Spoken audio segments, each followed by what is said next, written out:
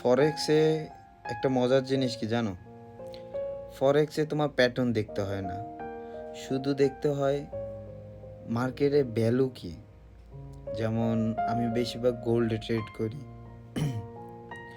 গোল্ডে market value কীরকম চলতে আছে, 5 মিনিটে ক্যান্ডেলে কীরকম মুভ করছে, 15 মিনিটে ক্যান্ডেলে কীরকম মুভ করছে, একদিন আগে ক্যান্ডেলের মুভ কীরকমের, আমি ওইটা ফলো করি সবসময়। আমি এমন না যে 2 মিনিটের, 5 মিনিটের, 10 মিনিটের ট্রেড নিই। আমি প্রফিট বুক করা পর্যন্ত অপেক্ষা করি। হয়তোবা লস হবে, না হলে প্রফিট হবে।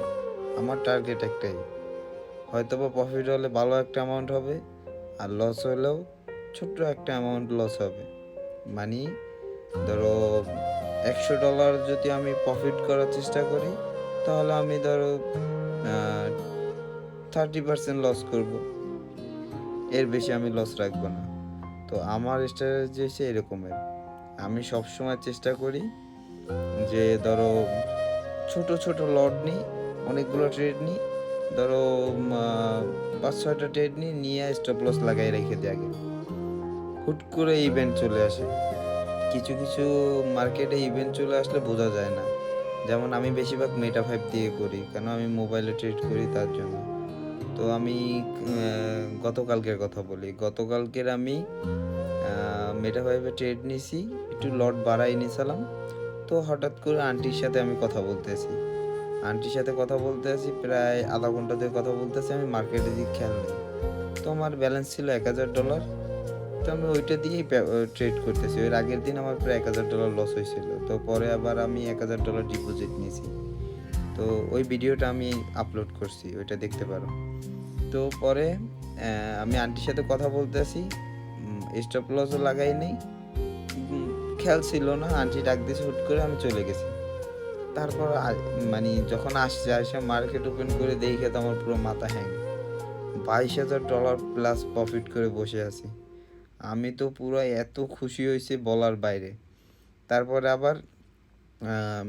আবার একটা ছোট রিস্ক নিছি।